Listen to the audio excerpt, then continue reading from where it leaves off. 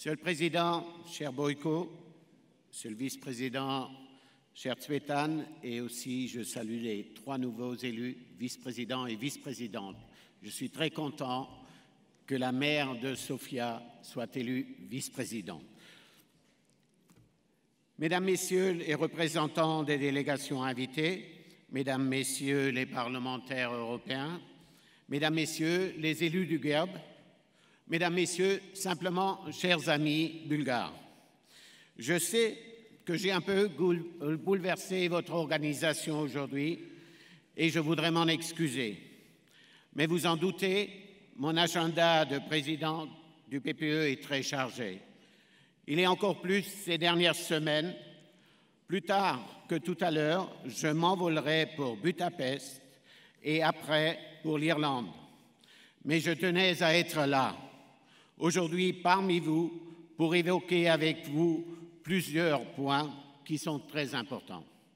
Dans un peu plus de 15 jours, notre famille du PPE se retrouvera à Dublin. Nous validerons notre programme pour les élections européennes. On élira ensemble notre candidat à la présidence de la Commission. Et cette désignation fait que les élections européennes du 25 mai ne ressembleront à aucune autre. Pour la première fois, vous choisirez en même temps vos députés européens et votre président pour la Commission européenne. Pour autant, ce choix n'est pas qu'une question de personne, c'est un véritable enjeu, c'est quelle Europe on veut. L'Europe des extrêmes, de la démagogie, c'est-à-dire celle du repli sur soi et de l'échec, l'Europe des socialistes, celle qui a conduit de nombreux pays européens dans le mur avec des dépenses publiques et des dettes désastreuses. Je suis toujours fasciné par certains socialistes qui considèrent que ce sont les aides sociales, les allocations et l'assistanat qui créent des emplois. Moi, je considère que c'est comme ça qu'on entretient la misère et la pauvreté.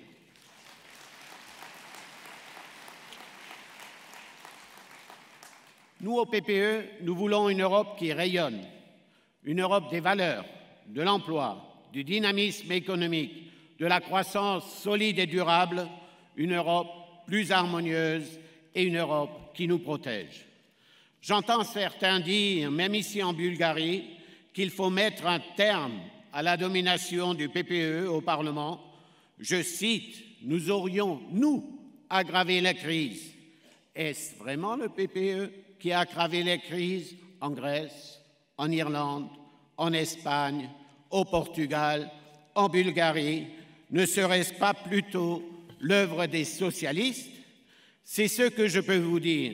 C'est que depuis que le PPE est aux responsabilités dans ces pays, la reprise économique est au rendez-vous. Pour la première fois, le gouvernement d'Antonio Samaras va avoir un budget à l'équilibre.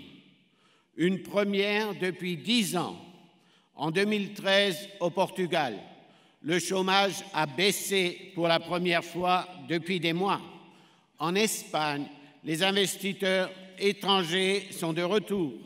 La croissance repart et le chômage baisse. En Irlande, pour la première fois depuis 4 ans, le nombre des chômeurs est passé sous la barre des 400 000 demandeurs d'emploi. Et en Bulgarie, quand le gouvernement GERB de Boyko Borisov était au pouvoir, on inaugurait des lignes de métro, des autoroutes, on sentait le dynamisme d'un pays crédible et maintenant plus rien.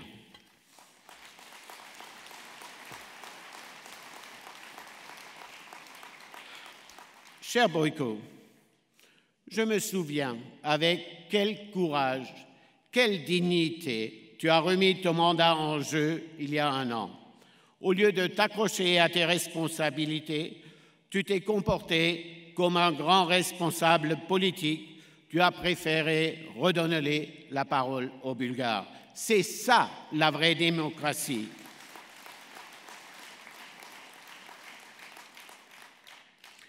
Je me souviens aussi du résultat des élections anticipées en mois de mai dernier. Pour la première fois depuis la chute du régime communiste, un gouvernement sortant était en tête. C'était une première en Bulgarie, il faut le rappeler. Mais rapidement, une alliance contre nature s'est mise en place contre toi. Rendez-vous compte, un gouvernement qui n'a de technique que le nom est mis en place avec le soutien des socialistes, avec le parti de la minorité turque et avec la complicité de l'extrême droite. Ce n'est pas 2, 3 débauchages de députés au cours de mandat qui vont changer les choses. L'intention est là, c'est la réalité depuis le début. Chers amis, j'ai l'habitude de venir en Bulgarie, un pays que j'aime beaucoup. Mais contrairement à mes autres déplacements, je dois dire que cette fois, la situation du pays m'inquiète. La situation économique m'inquiète. Mais ce qui me préoccupe le plus, c'est la garantie de l'état de droit, de la liberté d'expression de la presse. Quand je vois les licenciements politiques qui se pratiquent dans les administrations publiques, quand je vois le mépris avec lequel sont traités les citoyens qui, depuis le mois de juin dernier, se mobilisent contre la corruption, quand je vois le sort qui est réservé aux leaders de l'opposition, il y a de quoi d'être préoccupé. La Bulgarie est partie prenante de l'Union européenne depuis 2007. Pour y parvenir, vous avez parcouru un long chemin. Et ceux qui croient qu'une fois les étapes de l'adhésion franchies, tout est terminé, il n'y a plus d'efforts à fournir, à ceux-là, je tiens à dire qu'ils font fausse route. Lorsqu'on rejoint l'Union européenne, le premier chapitre d'un nouveau livre s'écrit. L'acquis communautaire devient toujours plus dense, il s'écrit ensemble et c'est comme ça qu'on fait grandir l'Europe. Une Europe qui est là pour protéger les citoyens européens, garantir leurs libertés fondamentales. Et si un État ne joue pas le jeu, l'Europe est là pour le rappeler à l'ordre. Parce que l'Europe, c'est une communauté de valeurs.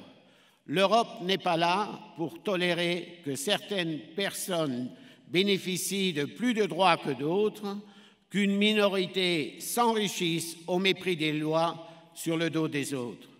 Depuis quelque temps, j'ai l'impression que certains ne regardent pas dans la même direction que nous, qu'ils nourrissent les intérêts des autres, que ceux qui nous rassemblent au sein de l'Union européenne, alors il faut agir pour mieux protéger nos concitoyens.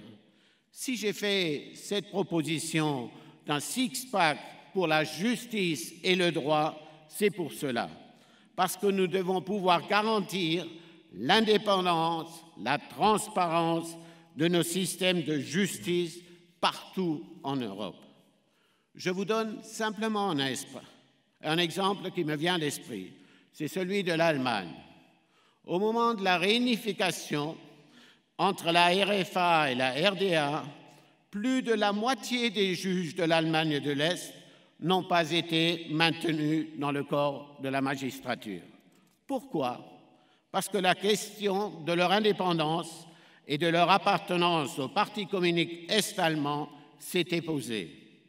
Les mêmes causes dans un pays devraient produire les mêmes effets partout en Europe. Vous pouvez compter sur moi de prendre ce dossier avec la nouvelle Commission. Les pays qui ont une expérience similaire à la vôtre, qui ont eu le plus de succès, sont ceux qui ont fait le plus de réformes. Et le succès économique n'est pas possible sans un vrai État de droit. Ce qui s'est passé ces derniers mois en Bulgarie, en Roumanie, en Slovénie, au regard du droit, m'a convaincu de la nécessité d'avancer rapidement sur ce point. Et c'est pour cela qu'il faut plus d'Europe. Il faut plus d'Europe en matière de droit, avec une union de la justice et du droit.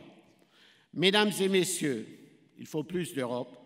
Il faut plus d'Europe pour une meilleure gouvernance économique, pour une supervision des banques et garantir l'épargne des Européens. Il faut plus d'Europe et plus d'harmonisation fiscale et sociale pour éviter les dumpings sociaux. Il faut plus d'Europe pour une communauté européenne de la recherche et de l'innovation pour amplifier notre croissance économique. Il faut plus d'Europe pour une communauté européenne de l'énergie pour garantir notre indépendance énergétique. Mes chers amis, l'Europe n'est pas le problème, l'Europe, c'est la solution pour vous aussi, le peuple bulgare.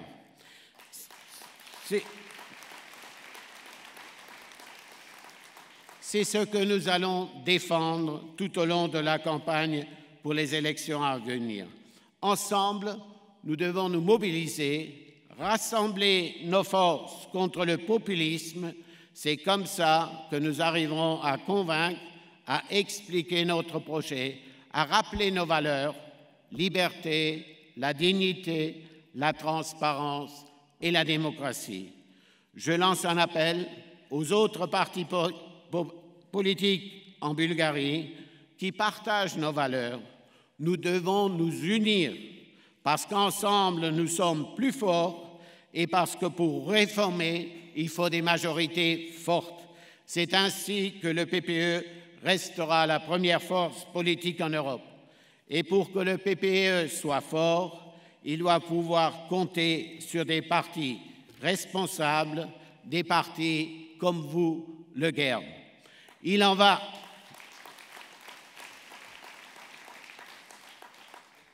du développement européen de la Bulgarie, il en va de l'avenir de l'Europe.